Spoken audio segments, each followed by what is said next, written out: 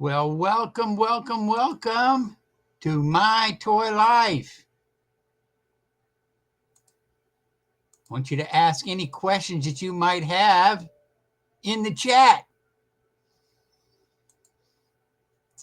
We were hoping to have Ruben on here tonight. You know, he's been putting together all the German soldiers from World War I for a big display that he's going to have at a toy show. But a tree fell on a tree from his neighbor's yard fell on his man cave, I guess back garage or shed or something. And it just wasn't safe for him to go in there. Everything's okay. Nothing's been damaged, but it's going to take him a little while to get it cleaned up. And so he said, Terry, I can't get in the room. I can't show anything, so I'd rather not do it. So we just ask y'all, to remember him and your good thoughts and prayers for Ruben, that everything works out well and that, the insurance companies don't drive him crazy. Hello, Sweden, Doll Base. You're always faithful. I don't know what time is it over there in Sweden. It's 7 here. What is it over there? About like 9 or 10 at night or something like that? I don't know. But anyway, welcome to everybody. We couldn't have Ruben, unfortunately, but we have some Joe friends, good guys. Going to bring them on now. First, we're going to bring on Michael Bowinski is in the house. Cheers. Hey, everybody. Cheers, brother. So good to see you and so good to have you. It's 1 a.m. Doll Base says. Well, we're reaching somebody at 1 a.m. in Sweden. Wonderful. Hey, Murray from Canada. What time is it there where you are in Canada, Murray? Always faithful. And we bring in our good buddy, Rick. Rick's becoming my sidekick, I think. I'm the Ed McMahon of. There you go, Mr. Ed McMahon.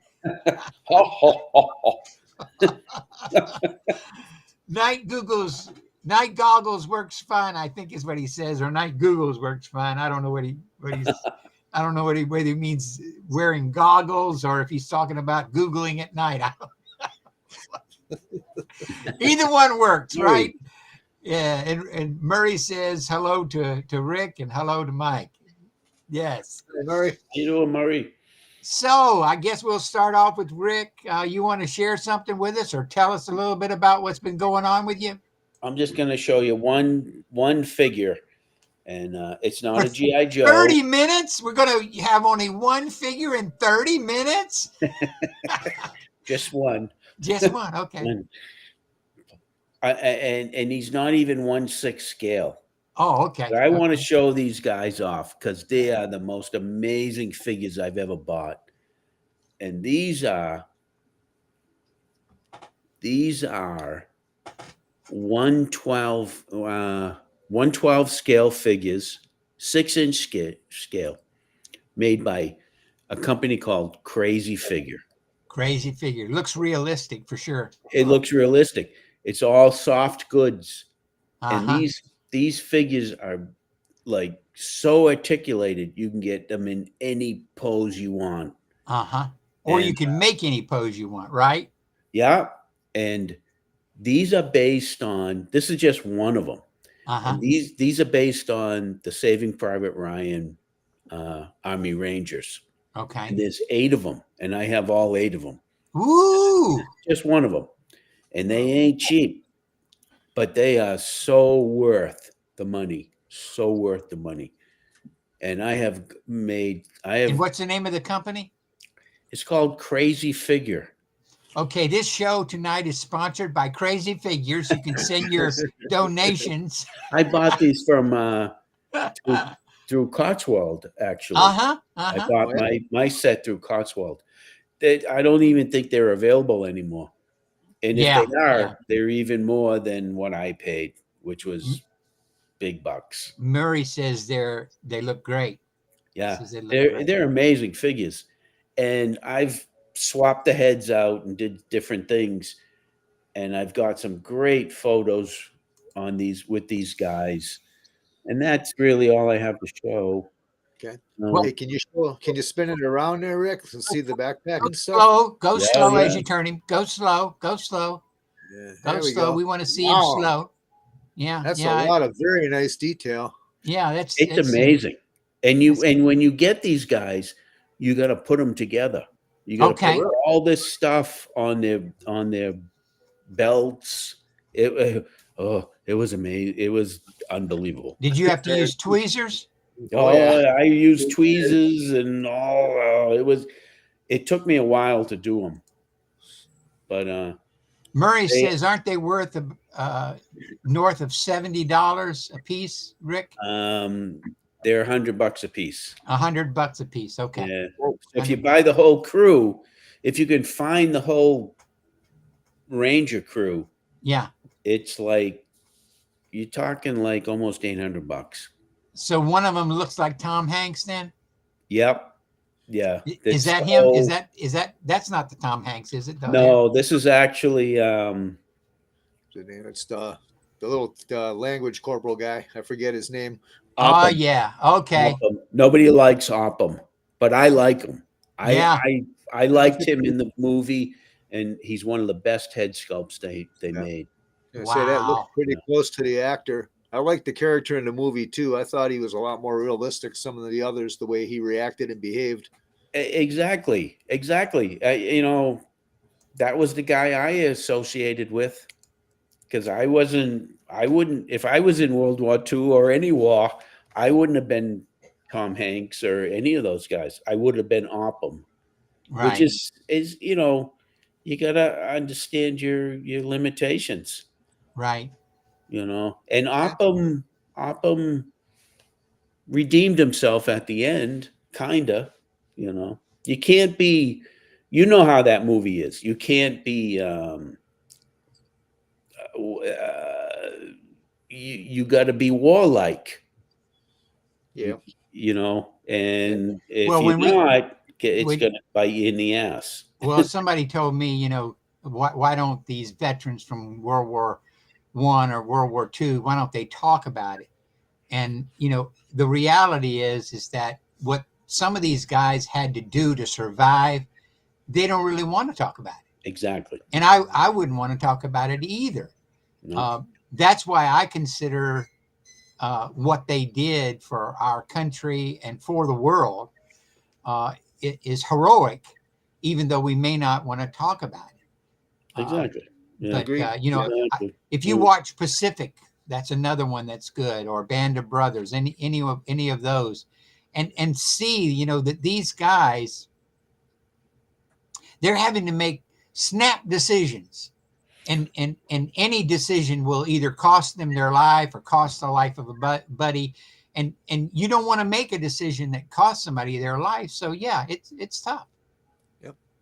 Another good one in that vein is Fury with Brad Pitt. If you guys have seen that one, Yes. Yeah, Fury's a good movie. Yes. Yeah, I thought that was every bit as good as Private Ryan, even though it's a little more cruder, I guess would be the word. Fury is more of it's a darker movie. Let's put it that way. I think that's probably a better description. Yeah, Well, I think Private Ryan was more realistic. Fury was a little out there, but I liked it as a movie. I remember going to see that at the theater. It was a great film. Oh yeah. Well, the thing, I have come to realize that some movies are entertainment. Okay. And so if you're going to get entertained and to enjoy it, that's one thing. If you're going for the historical and realistic purposes, then you have to be careful. Because Fury is based on an actual event, but I'm sure they added stuff that's not true. And Private Ryan is based on the concept of saving, a family member so that they would not be the only child left. But again, it's elaborate. They're taking multiple stories and they're creating a new story to try and help us to see a bigger picture. And it's very entertaining, but it also has elements of real life in it. Like The, Oh, yeah. the guy that's the sniper. You know, there was 2 or 3 snipers that were just like that, and that's why I kind of I don't know how to put it. I like things like Audie Murphy's movie. Because yeah. you got two things there. You got the realistic and the entertainment. You see, because what Audie did is true. It's real. It's not. Sergeant York. You know, that's real. That really happened to a real person, and that makes it even better. Can I tell you something? Yes, please. No, I've never talked about this on any of these shows, but my dad was in World War II. Okay. And he was 19 years old, and he entered in after Battle of the Bulge. Okay. He was with the 5th Division, which was a combat unit, you know. Mm-hmm. And he saw combat. He did things, and he had things done to him. Yeah, of course. And the funny thing about, if you want to go to the G.I. Joe connection, he wouldn't allow me to have the German G.I. Joe. Right. I could understand why. Yeah. And he suffered from, PTSD, and, sure. He saw things. And, the amazing thing is, I have a diary that he kept. Oh, really? Yeah. That he wrote he took a German little date book, a little black date book from a German soldier, and he wrote notes in that book. And I have that, and it talks about stuff that happened. And this is from I can read. I hear a screenplay in there somewhere. I can read the words from a 19-year-old kid. Oh, yeah. Who was in Europe in World War II. Yeah. It's amazing. It's truly amazing. And you need to write a book about it. It's probably your ticket to, It's probably already been written. But it doesn't matter. It doesn't matter. But it's amazing to have. We've all read the same story several times with different names. Yeah.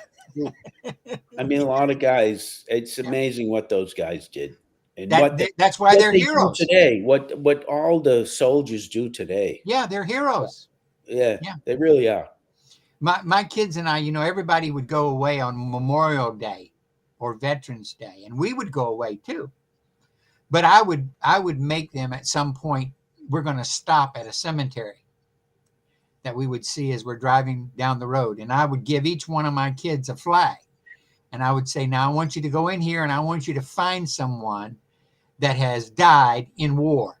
And they said, well, how do I know? I said, well, sometimes it'll tell you, or you'll see somebody who's 18 or 19 years old, and that's when they died. Yep. And it kind of came home to my kids, because they're 10, 11, 12 years old, and they're realizing, you mean they didn't live past 18?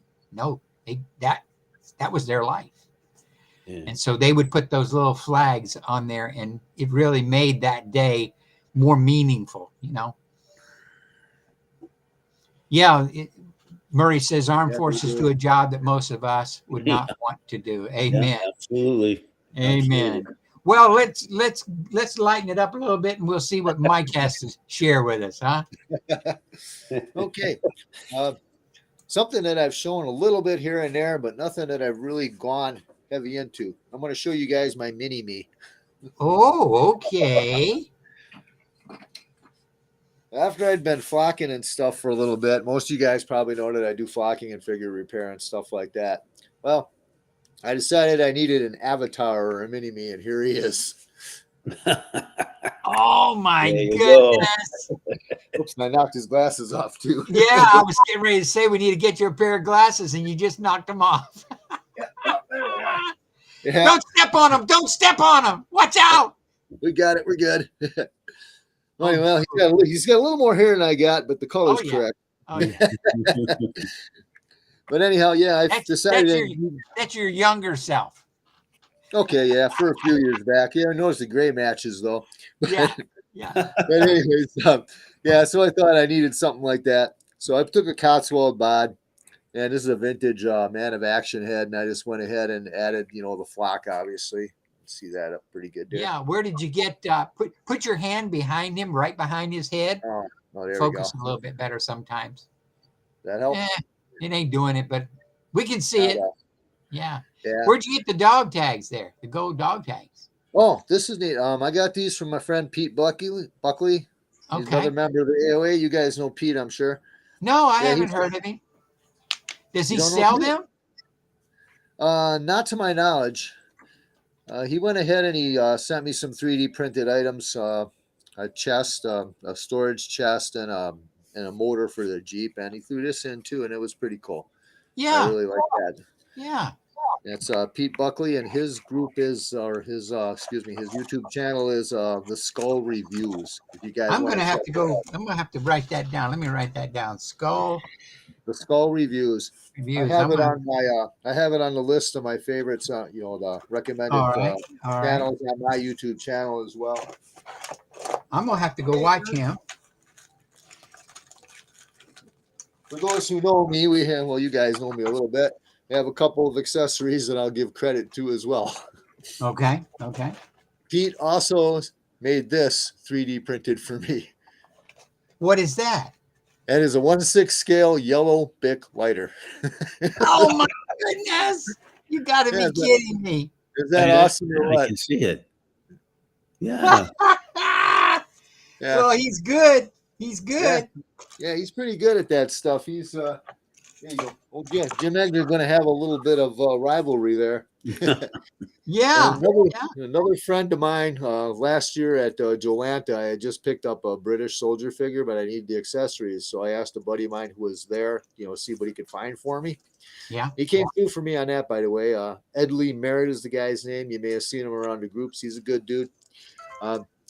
He picked these up for me here too. Oh my goodness.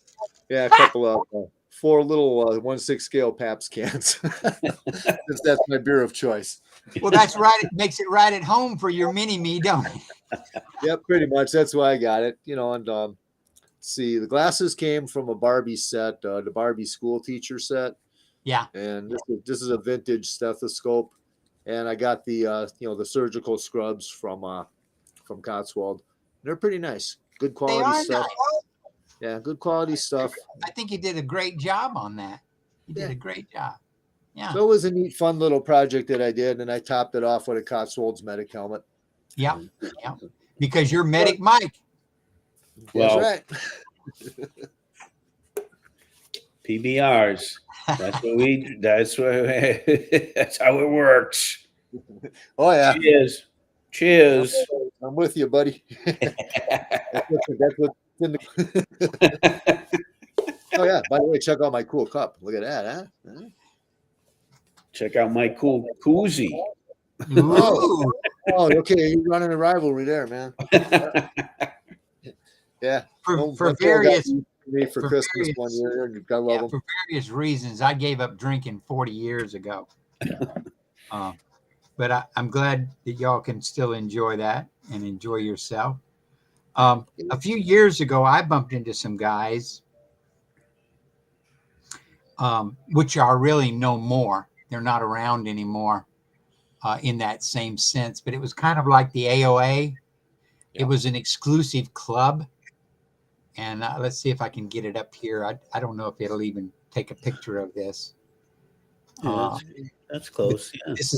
This is a challenge coin from them, and they were called Flash Force. Oh, geez, I remember that. That was like a USDOC. You're right. Department of Counterterrorism. I remember that. Yeah, they got in trouble. They got in trouble with the government because they were doing fake missions, and it's kind of like when somebody says something and you take it for reality when it's just make-believe. And so they got all kinds of letters from the Department of Defense and saying, you can't use certain phrases. You can't do this, you can't do that. And so they kind of went through a a restructuring and a renaming of themselves, and it kind of fizzled out. I came in at right at the end, and I didn't stay long because just there was so much controversy in it. The one guy who had the Flash Force on Facebook was never part of Flash Force, but he kind of controlled the Facebook page because he had created it and had all these Flash Force guys on there, but he was not a part of Flash Force. So when the real authorities of this private group came on there, they began to tell him, we don't want you doing this, or we don't want you doing that. And so therefore they kicked him, or he kicked them out of the group, and then they kicked him out of Flash Force, but he was never in Flash Force. It was just a mess. And it sounded like, to me, like a bunch of grown men acting like kids. That's pretty much what that is. Yeah. Yeah. Unfortunately, you do see a little bit of that in the hobby, although I will also say I ain't never met a better bunch of people. No, me neither. Me neither. this hobby. I've never had any trouble with anybody except the Flash Force, and I really wanted to be a part of it. But whoever was, and I'm not going to tell his name, but the person that was who became the commander of Flash Force, he would implement his rules, but they were favoritive. The guys that had been in longer, he would let them slide. But the guys like me that were new, he wanted to crack down on. And I said, hey, wait a minute. This is just toys, guys, And so he was threatening to court-martial me. And I said, oh, I'll just leave. This is ridiculous. It's carrying it just a little too far, I would think. Yeah. Well, everybody had rank, and everybody was supposed to be in a different platoon and unit and all that. But it's, when you're talking about toys, that doesn't really work out. You can't discipline grown men who are playing with toys. Yeah, it is laughable, isn't it, Mike? One of the reasons why you play with toys is so you don't have to put up with that. Yeah, and that's what I told him one time. I said, you making too much of this. And he just said, don't talk to me about it no more then. And so I said, you're right, I won't. But I said all that to say this. The one thing that really was amazing to me is they got together, each one of their operations that they would do. Dial Base, I'll show that in a minute. Hold on, Dial Base, okay? Each one of their operations, they did something. And they actually did it. Like, for instance, they had to rescue Elvis Presley, and they would have to get codes, secret coded messages, and then decode those messages to find out what cities he was in or what locations. And they went through this whole operation. It was really it was fun to do it. And you would post pictures as you were taking over this particular base or whatever. And it was a lot of fun. But the thing that really got me interested in the first place was when they built the Black Hawk out of cardboard and took it to one of that too. Yeah, that was pretty awesome piece that cardboard Black Hawk just blew my mind because it's full size, and they had all the Flash Force commandos in there, and it was a diorama at one of the big shows. Yeah, and I remember seeing pictures of it at those shows too. Didn't he have a bunch of Joes repelling out of it and stuff? Yes, he did. Yes, he did. And I have the pictures on my Toys Mine Facebook page, but you have to kind of look for it. Or if you want me to, I can send you a link later, and you can go to it. It shows how they created it from beginning to end. Making each piece out of cardboard. And of course, Neil Mitnick is the cardboard king, in my opinion. Yes, he is. He has made the Apollo. Yeah, he's made the Apollo landers, the Apollo spacecrafts. He's made all kinds of stuff.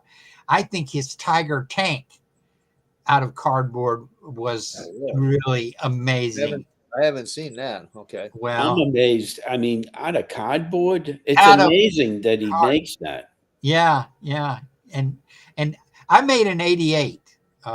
I made an Yeah, 88 from World I War II saw out of, that. That was pretty awesome, Terry. yeah. I was He impressed. he showed me how to do it and I made it.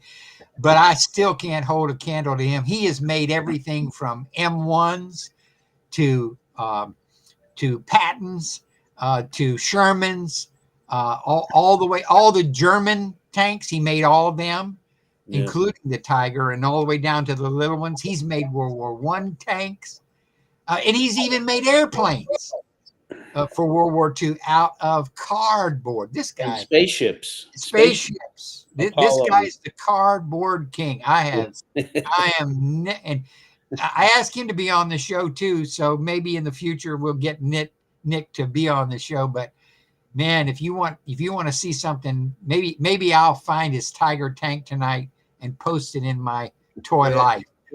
good. That Tiger tank. He sat down. This is a guy that sits down and measures everything on a picture. He'll measure it, and then he transposes it somehow from that picture to, okay, what would it look like? What size would it be in scale at 1/6? And okay. Gotcha. I can't do that. I don't even know where to start. Yeah. Think about it. It doesn't sound that tough to do the size, actually, not knocking on the guy's skills. I mean, G.I. Joe is what, like, okay, he's 11.5 inches tall. Right. Translates to like somebody who's about 5'10".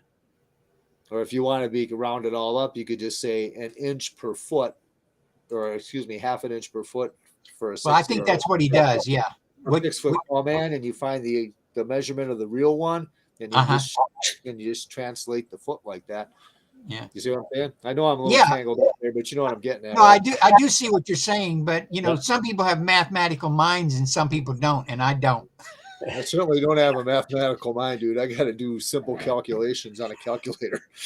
I wish Lee Brandt was still alive, because Lee Brandt was one of the most amazing men. He and I played Star Trek together many times, with the little tiny spaceships. I think I got him up here. Let's see if I can find him here.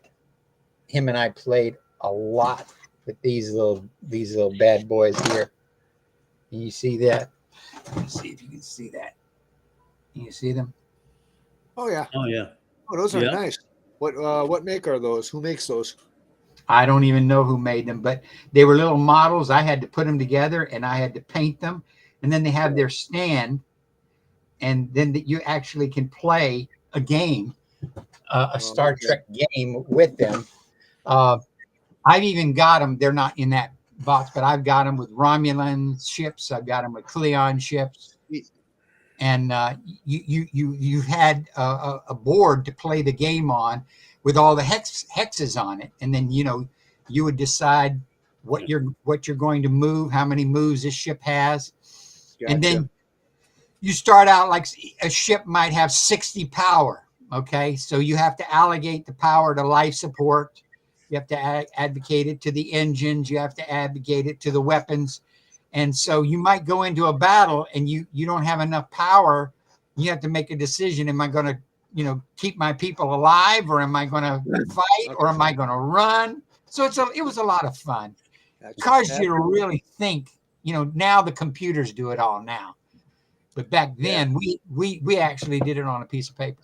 So that reminds me of something else. Hang on a second, you guys. You want to see this? Okay, yeah. Let's go for it. Let's go for it. Have you guys ever play this?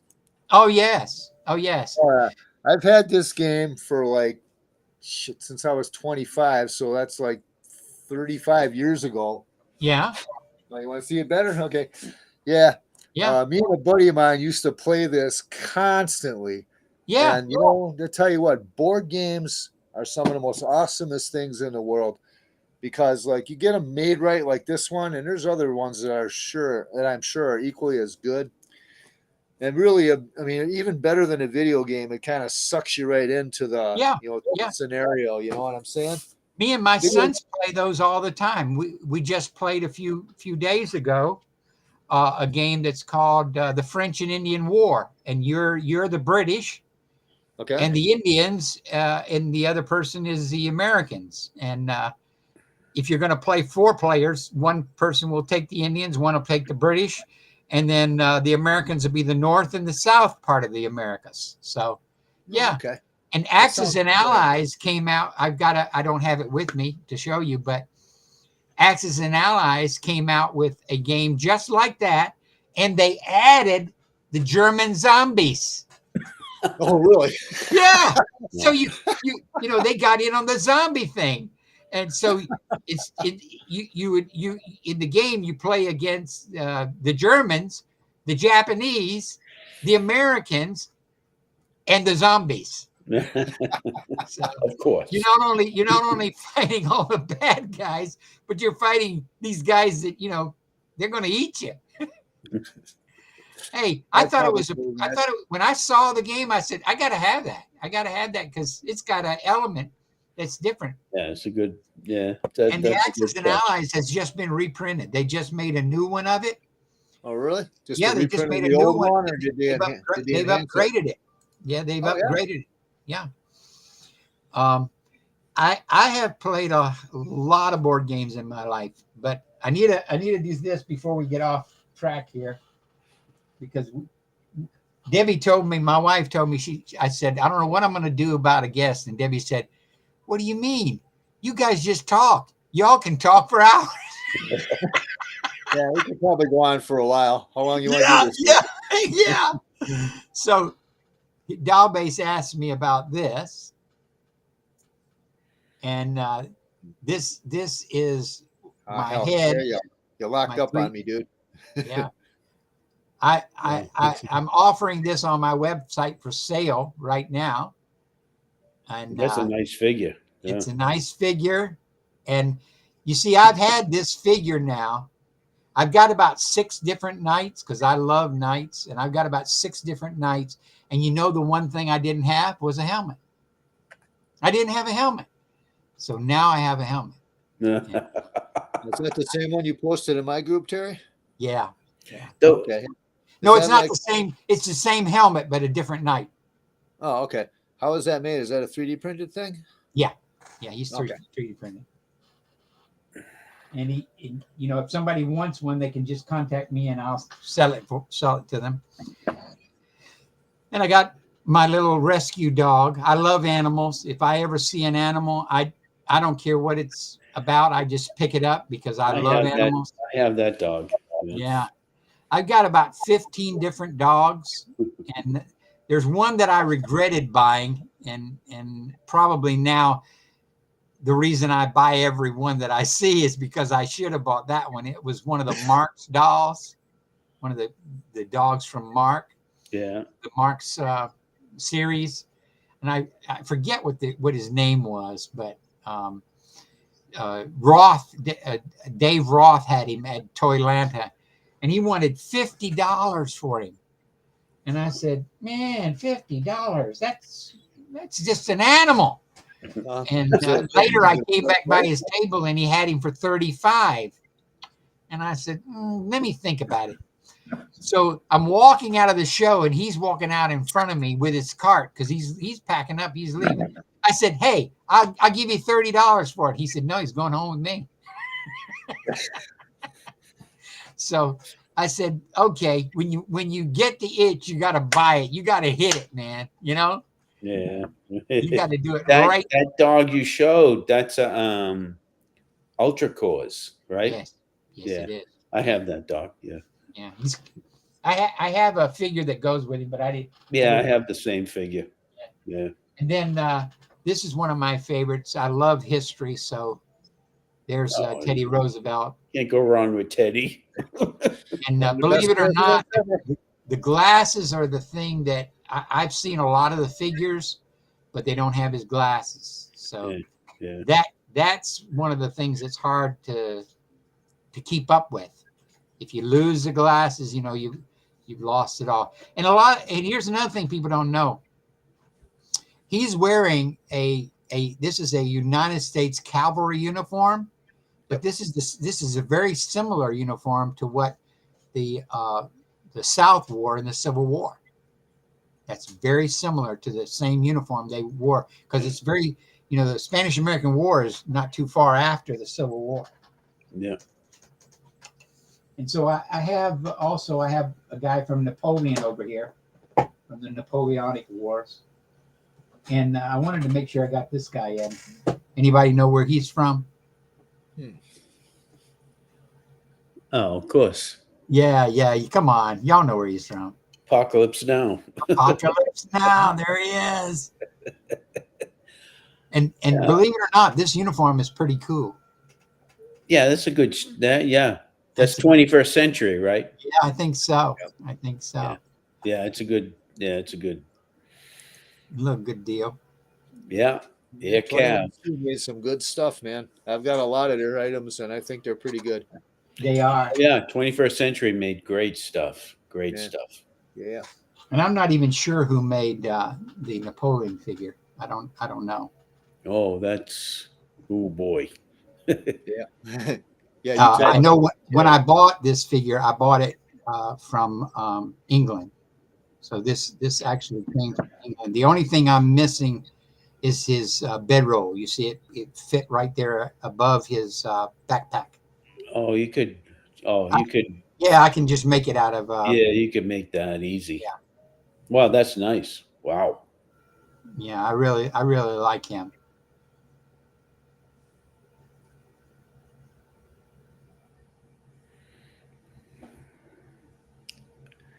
They had some good uniforms in that particular time period.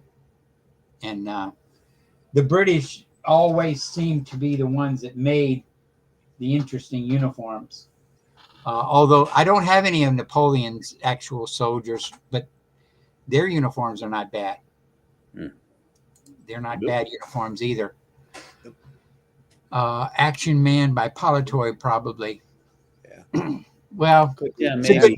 It's a good guess, but I don't think Politoy made that. No. Yeah, that uniform is pretty detailed. Yeah, I don't think Politoy made that, but it's a good guess. Is that maybe a dragon or a Hot Toys item? Yeah, Murray says it might be a dragon, so it could be. Yeah. I've got a few dragon items too, and they got some just seriously kick-ass detailed accessories and outfits. They sure do. We lost a lot when they stopped. 21st Century and Dragon, when those two stopped, we really lost. The hobby lost. I agree. Especially, I think they priced themselves out of business, I think, at the end, don't you? Isn't that what you think might have happened? Yeah, probably. But you know what? I've seen some other stuff like that's even more expensive that seemed to sell. Do you guys remember that Creature from the Black Lagoon figure that Cotswold had a while back? Yeah. I think it was a blue box. I'm not exactly sure. I can't remember. Yeah. Detailed as hell, and you could change the head and stuff like that. Yeah. Yeah. I have that figure. You do? Yeah. Whatever. I'll show you. Hey, listen. You got it. Let's see it again. Rick has almost every figure that's ever been made. No, I really like that thing, but I couldn't afford it at the time. That's not true. I don't have everything. Is this the one you're talking about? I believe so. Yeah, it's pretty well articulated, and it had interchangeable head and stuff. Yep.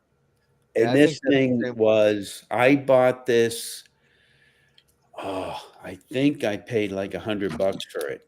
Yeah. And then now it's like 200. Yeah. That's why I didn't buy it, because it was just too much for me at the time. Yeah. But I snagged it when it first came out.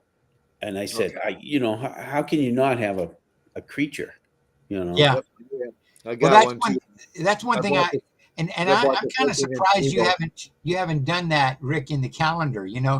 Whenever I want to see something quirky and weird and out there, I go look at Rick's page.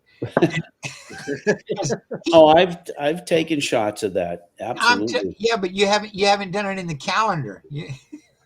Well, you only pick one picture. What are you saying, Mike? Is it quirky and weird? What, are you telling me I'm normal or something? No, I won't. None of us are normal. No, No, absolutely not. Absolutely not. And that's what makes us so special. I really do believe it. It's what makes us special. And Because we're still cool 50 years at later. Toy Atlanta, I was sitting there with a bunch of guys talking and what have you. And it just occurred to me that if we didn't have GI Joes in common, we probably would have nothing else in common. Because these some of these guys, they were different, they thought different, they acted different. But when we talked about Joes, we were all the same. You know what I'm saying? Yeah. None of that other stuff, it didn't matter. And that's our unity is in these toys.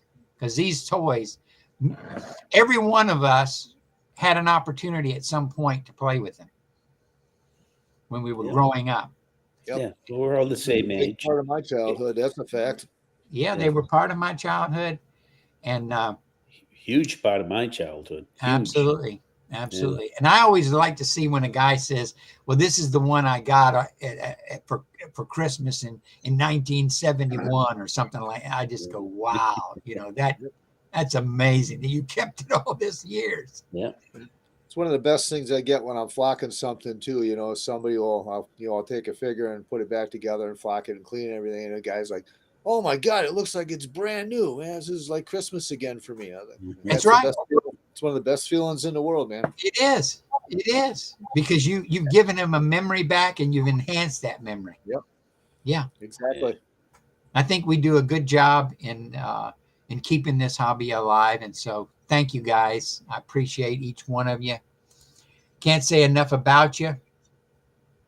I have some questions for go ahead, Mike. Ask Rick, what you got, bud? I'm gonna do the question thing. All right, let's do the question thing. The question thing. Instead of a trivia game, I'm gonna do the question thing. All right, here's the question thing. Everybody, get ready. All right, Rick, far away. So, Mike, what's your favorite movie? My favorite movie of all time? Yeah. Give me a second. I have a lot of favorites. I'm a movie freak. I would have to say probably Dawn of the Dead, 1978. Oh, that's a great movie. That movie is great. The extended cut is a necessity. Yes, exactly. Yes. I'll tell you. All right. Another question. What's your favorite childhood memory? My favorite childhood memory? Damn. Doesn't have to be G.I. Joe. You're getting pretty deep there. I think my favorite childhood memory would be when I caught a 12-inch crappie out of the local pond when I was about 7 years old. Nice. Yep, that was the biggest fish I ever seen anybody come out of that pond because it was full of stunted bluegills. What's your favorite song? Roll with the Changes, REO Speedwagon. Oh, that's a little beyond me. Okay. Y'all didn't ask me what my favorite movie was. Well, you can answer these two. Forbidden Planet. What is it? Forbidden Planet. Oh, that's awesome. Okay. Yeah. Yes. A classic. Yeah. Well, I'm a classic guy. What can I say? And your favorite childhood memory? My favorite childhood memory, getting my first Christmas present at 10. And what was it? What was your? A snub nose 38. It was 10 years old. Oh, yeah. Your dad was wow. No, it was a toy made by Mattel, and it actually shot the shooting shells. And what was your favorite song? I guess my favorite song is "Lean on Me." That's my wife and my song for all these years. Lean on me. Okay, so here's your last question for both of you. Okay. What's your favorite memory of G.I. Joe? That's an easy one. 1971, the first one that I ever got, ripping open that Sea Adventurer. Oh, nice. Yep. Well, I've got a lot of them, but I think one of my favorite memories was when I get to, I got too many irons in the fire. That's one of the things. I'm part of what's called Operation Hammer, and it's a private group where once a year we post a diorama on one day in the whole year. Yep. And we Yes, just sir. flood the market with all of our dioramas. And every year I get, when I get to do Operation Hammer, me and my grandsons, we get everything out and we create a big diorama. And it takes about 2 days of setting everything up and playing with my grandsons. There just is nothing better than that. Wow, It's just that needed- sounds really cool and fun. It is fun. And the putting it all away is the sad part. We don't want to take it down. We don't want to put it away. I will yeah. tell you my favorite Oh, memory yeah. of G.I. Joe. Yeah. What's your Can I tell you one? We're all on the edge of our seats. My very first G.I. Joe, which was the pilot. I Uh-huh. got the pilot. I was 4 years old, Oh my 5 God. years old. My brother got the Marine. I got the pilot. And I was kind of upset about that because the Marine looked better. But that pilot was awesome. Blonde haired, I think he had the orange jumpsuit and the black boots. And I remember that. Do you know what? Well, you remember it because it was a powerful memory. That's Yeah, why. sure was. Yeah. Y'all know what Awesome. Amish are? Y'all know what Amish are? Amish. Amish. The guys Oh, from oh, Pennsylvania yeah. drive Oh, the yeah, I know. buggies. Okay. Well, some people might call them Mennonites or Amish or whatever. My family have roots in that, and so my dad, when I was a little boy, my dad would not allow us to celebrate Christmas, and that's why I said I got my first Christmas present at 10. Because we were in California and my mother was getting tired of all this. And so she put her foot down and said, we're getting them a Christmas present. But my favorite Christmas memory, or toy memory, happened when I was about, say, 4 or 5. My grandmother owned a toy store in Pennsylvania. And my dad would drop me off over there, and she had the Fort Apache up in her window, and I wanted that Fort Apache. And my dad said, "You're not getting it because we don't buy Christmas presents. That's something we just don't do." And so on Christmas, there was a knock at the door, and my dad went and opened the door, and there was my grandmother. And she walked in, and he said, "You're not giving that to him." And she said, "Get out of my way, boy." And my grandmother gave me Fort Apache. So that was my greatest memory Awesome. Sweet. Christmas That's a good toys. story. Awesome. And my dad, he lost that somewhere in traveling, maybe on purpose. That's a whole nother story. But anyway, when I was about 30 years old, my son bought me for my birthday the exact same Fort Apache and gave it to me. Awesomeness. Yeah. So toys, to me, toys are fun, guys. Absolutely. I love them. I love them. And I'm going to play it until I can't play no more, right? Oh, yeah, you can. Well, y'all have a good evening. Thank you for joining me. I hope everybody had a good time. I hope you'll like, share, comment, and tell all your friends about the show. I don't know who's going to be on next week. I don't have it here. Let's see. Always fun to participate. Good to see Yes, you, it is Mike. fun. It is fun. But if you'll just watch my page, it'll probably be on there at some point, telling who's going to be on. Oh, it's Angelo. Angelo's next week's guest. Angelo. Hey. Angelo. So y'all tune in next week for Angelo, and have a good evening. All And right. remember, toys are fun. Boys are fun. Back on duty. Good night, guys. It's been a See you later, blast. guys. Night. I gotta go.